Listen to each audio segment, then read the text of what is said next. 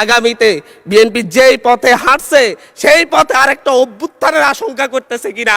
আজকে কয়েকটা বিল উপস্থাপন করা হয়েছে, যার মাধ্যমে মূলত স্থানীয় সরকার বা স্থানীয় প্রশাসন ব্যবস্থা যা রয়েছে তার পিঠে ছুরিকাঘাত করা হচ্ছে, যেটা বিএনপির কোনো ইশতেহারে ছিল না।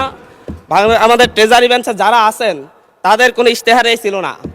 আমাদের বিএনপি দলীয় যেই ইশতেহার ছিল 31 দফা, 31 দফার 20 নং দফায় ছিল যে হচ্ছে মৃত্যু কিংবা কোনো দণ্ডে দণ্ডিত হওয়ার আগ পর্যন্ত কোনো সিটি কর্পোরেশন, পৌরসভা কিংবা স্থানীয় সরকারের কাউকে অপসারণ করা হবে না। আমি বলছি বিএনপির এই 31 দফার 20 নং দফা কি বিএনপি ভুলে গিয়েছে, নাকি মেজরিটি পাওয়ার, আলটিমেট মেজরিটি পাওয়ার মধ্য দিয়ে তারা আসলে আরেকটা আওয়ামী লীগ হয়ে ওঠার চেষ্টা করতেছে? মাননীয় স্পিকার, এই বিলে বলা হয়েছে বিশেষ পরিস্থিতিতে বা জনগণের আশাকাঙ্ক্ষা বিশেষ পরিস্থিতি কিংবা 32 কয়ে বলা হয়েছে বিশেষ পরিস্থিতি অত্যাবশ্যক বিবেচনা করিলে বা জনস্বার্থে যে কোনো বা সকল পৌরসভার মেয়র বা কাউন্সিলরগণকে অপসারণ করিতে পারিবে। 72 ঘন্টা ময়েশ্চার লক সমৃদ্ধ লিলি বডি ওয়াশ, শিয়া বাটারের গুডনেস স্কিন রিপেয়ার করে রাখে সফট ও গ্লোয়িং।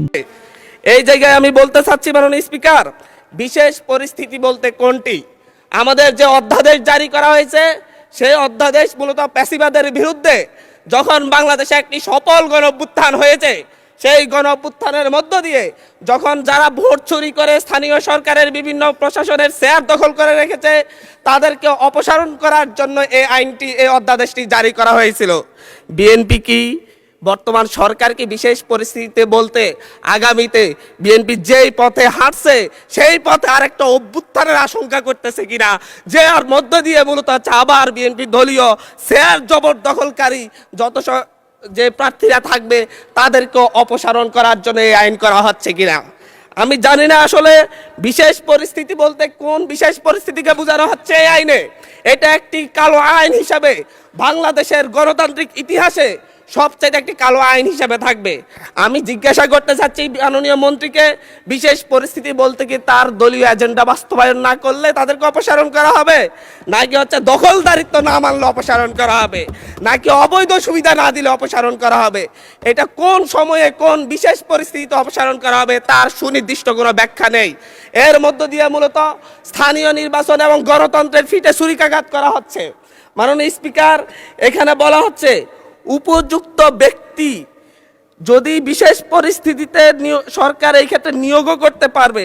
এ আইনের অন্যান্য বিধান কিংবা আপাতত বলবৎ অন্য কোনো আইন যাহা কিছুই থাকুক না কেন, সরকার বিশেষ পরিস্থিতিতে অত্যাবশ্যক বিবেচনা করিলে জনস্বার্থে কোনো পৌরসভা উহার কার্যাবলী সম্পাদনের উদ্দেশ্যে একজন উপযুক্ত ব্যক্তি বা প্রজাতন্ত্রের কর্মে নিযুক্ত উপযুক্ত কর্মকর্তাকে পরবর্তী আদেশ না দেওয়া পর্যন্ত প্রশাসক নিয়োগ করিতে পারিবে। উপযুক্ত ব্যক্তি বলতে কি হচ্ছে দলীয় কোনো নেতা কিংবা লাঠিয়াল হবে, নাকি হচ্ছে কোনো মন্ত্রী এমপির সন্তান হলেই হবে? এটা উপযুক্ত ব্যক্তি বলতে কাকে বোঝানো হচ্ছে তা কিন্তু আমরা বুঝতে পারছি না মাননীয় স্পিকার। মাননীয় স্পিকার, এর মধ্য দিয়ে নির্বাচিত প্রতিনিধিদেরকে সরিয়ে অনির্বাচিত শুধু মামা খালুর জোরেই বিভিন্ন প্রশাসনে, বিভিন্ন পৌরসভা মেয়র কিংবা কাউন্সিলর পদে কিংবা সিটি কর্পোরেশনের মেয়র কাউন্সিলর পদে দলীয় নেতাদেরকে বসানোর একটি ফাঁইতারা করা হচ্ছে। 72 ঘন্টা ময়েশ্চার লক সমৃদ্ধ লিলি বডি ওয়াশ, শিয়া বাটারের গুডনেস স্কিন রিপেয়ার করে রাখে সফট ও গ্লোয়িং।